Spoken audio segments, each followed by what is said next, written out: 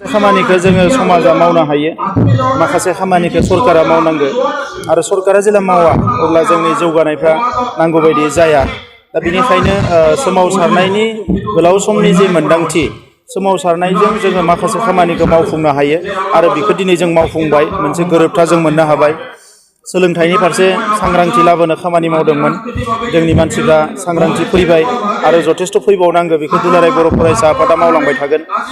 समाजाव जौ जुवा खोमसि फोथायनाय बायदिसिनाफोरनि फारसे सांग्रां खालामनांगौ बेखौ जोङो खालामनो नाजाबोबाय दाबो जोबाखै आद्रा थानायखौ दुलाराय बर' फरायसा आफादा मावलांबाय थागोन बा हारिनि आफादफ्रा मावलांबाय थागोन दा दिनै जोंनि थाखाय मोनसे गोनांथिया जाहैबाय मा जे सरकारा गोबां खामानि मावनांगौ जेरै सोलोंथाइनि जेंनाखौ सुस्रांनांगौ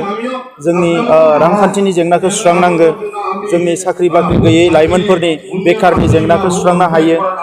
गोबां जेंनाफोर दङ जायखौ सरकारा नांगौ बायदियै मावोब्लानो सुस्रांनो हायो नाथाय जों नुनो मोनदों जे बेखौ नांगौ बायदियै खुनु बिथांखि लायैखाय मावैखाय दिनै बेफोर जेंनाया गोग्लैसोनानै दङ दा बेनिखायनो नैबे समाव आङो बेखौनो मोनसे थिरांथा लादों जे दिनै UPPL खौ जोंनो दादोंमोन NDP प्रग्रेसिभ एबसु आरो जइन्ट एक्सन कमिटि दा बे UPPL आव हाबनानै नैबे BTR जि गोरोबथा जालांबाय बे गोरोबथाखौ दिल्ली आरो दिसपुराव थानाय सरकारजों जेरैखि जाया खामानि मावनो थाखाय जोङो मोनसे थासारि दानांगौ आरो बेजों लोगोसे हारिखौ जौगाहोनायनि गासैबो बिथिंनिफ्राय जिखिनि आद्रा थानाय खामानि बेखौ राजखान्थि भाबै मावनानै जोङो बेखौ फोजोबनांगोन दा बिनिखायनो राजखान्थिया गुबुन मोनसे लामा बेखौ मावनो थाखाय आङो पार्सनेलि गोबाव समनिफ्रायनो खुनु राजखान्थि दोलोआव लोगो लाया MLA मन्थ्रि जाया MP जाया बिदि होननानै आं माखासे साननाय आंनियाव दङमोन आरो राजखान्थिखौ आं गियोमोन जे राजखान्थियाव फैनाय लोगो लोगोनो मानसिफ्रा बायदिसिना जि आखलखौ दिन्थियो बेफोरखौ लानानै आं राजखान्थिखौ गियोमोन नाथाय दिनै नुफैबाय जे राजखान्थिखौ जुदि जोङो गावनि बायदि खालामना लानो हायाब्ला गावनि मानसिफ्रा जुदि साननाय हनायजों गोरोबनाय मानसिफोरखौ जुदि राजखान्थियाव लाबोनो हायाब्ला गोदान सिन्ताधारा थानाय गोदान माने खोथा साननो हानाय गोदान बिथांखिफोर लानो हानाय मानसिफ्रा जुदि राजखान्थियाव फैयाब्ला बे सरकाराव थानाय मानसिफ्रा बिदिनो जोंखौ थगायबाय थागोन नासयबाय थागोन सोबख'बाय थागोन आरो माब्लाबाबो जोंनियाव सोलायनाय फैनाय नङा जौगानायाबो नांगौ बायदि फैनाय नङा दा बिनिखायनो राजखान्थि दोलोआव थानानै बेखौ जोङो बयबो ज' लोगो नांना दैदेननानै जोङो सरकारखौ सोलायनानै जोंनि गोसो गोरबोनि जि साननाय जोंनि आइ आफा रायजो राजाफोरनि जि मिजिं बेखौ जों मोगथाङाव महर होनो थाखाय गोख्रों खामानि मावलांनो थाखाय बे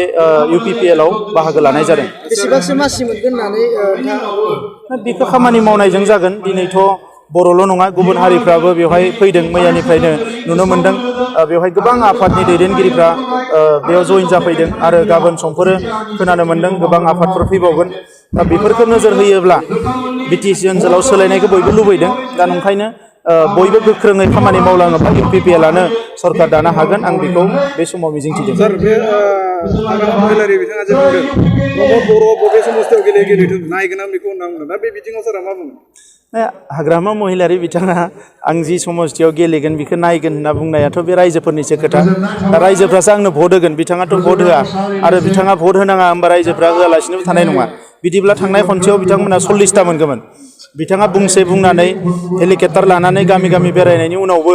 बिथांमोना 19टाल' मोनदों आरो दाथ' अबस्थाया जोबोद गाज्रि थांनाय पार्लियामेन्ट इलेक्सनाव नायोबा क'क्राझार लकसभा समस्तिनि सिङाव बिसोरो गासै मोनबा सिटआवल' देरहाना दङ आरो बे क'क्राझार लकसभा समस्तिनि सिङाव बिसिनिख्रुइ जों बांसिन अलरेडि लकसभानि भटखौ नायोबा जों देरहाखानानै दङ दा बर'फोरजों लोगोसे गुबुन हारिफ्राबो खौसेयै दिनै खामानि मावनो ओंखारबोदों आरो बेखौ नोजोर बोजोबोब्ला दिनै बिथांमोननि माने थासारिया बारा मोजां नङा ओंखायनो बिथाङा आंखौ नायनानै लाब गैया गावखौनो नायबानो जाबाय आरो आंजों चेलेन्ज खालामनानै मा मोननो आंथ' बिथांजों चेलेन्ज खालामाखै खामानि माव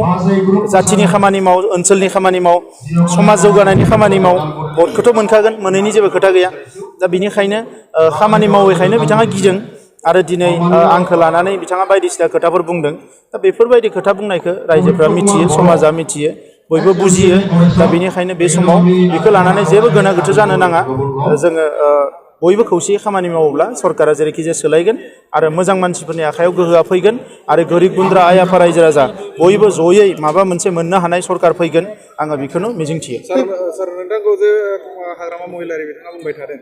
एप्सआव थानाय समावनो बिथाङा गोबां थगायबाय आरो दिनै बे पलिटिक्सआव बिथाङा फैयोबा बिनिफ्राय डाबल गुन बिथाङा थगायगोन होनना बुंदों दा बे बिथाङा थगायनाय फोथाय खेबस' खालामनाया बिथांनिसो खामानि आंनि खामानि नङा आङो सोमावसारदोंल' आरो सोमावसारगिरि हिसाबै आंनि दायित्वखौ आं लादों आंनि बिबानखौ आं लादों समाजाव एबसुनि बिबानगिरि हिसाबै जि खामानि मावनांगौ बे खामानिखौ मावनायनि आं बिबानखौ लाबोदोंमोन थगायनाया बिथांमोनासो थगायबोदों मोनसे समाव गोरोबथा खालामबाय मडेल बिटिसि बानायगोन होन्दोंमोन मडेल बिटिसि जायाखिसै गोबां जौगानाय खामानि मावगोन होन्दोंमोन जायाखिसै दा बेफोर बाथ्राखौ लानानै दिनै हिसाब लालायोबा बिराद गोलाव जागोन दिनै रायजो राजाफोरनिफ्राय फैनाय फैसाखौ बिस्कुट राननायनि नामाव थाइसे थाइनैनि बिस्कुटखौ 100-200 थाखा लानानै बिथांमोना रानदों गोबां माने करापसन बेवहाय जादों दा बेफोरखौ हिसाब हमोबा बिराद गोलाव जों बुंनो हायो दा ओंखायनो बिथांनि जि खोथाफोर बेखौ लानानै जों बारा सावरायनाङा बिथाङा ओरैनो माने मा होनो बेखौ रेजें खोथाफोरखौ बुंना मोजां मोनो उल्थां फाल्थां बुंना मोजां मोनो सानाव मोनसे मोनायाव मोनसे दा बेफोर खोथाफोरखौ लानानै जेबो खर' सानांगौ गैया दा बेनिखायनो जोङो गावनि खामानि मावनायावसो गोसो होनांगौ हारिनि खामानि मावनायावसो गोसो होनांगौ आं बेखौनो खावलायो जोबथा कुइसन हिसाबै आथिखालाव ससियेल मिडियायाव गोबां बिजेपिजों इउपिपिजों एलायन्स जागोन होननानै दावराव जाबाय थादों दा बेयो बेसेबां सैथो आङो ससियेल मिडियायाव गैया ओंखायनो आं बे खोथाफोरखौबो बारा मिथिया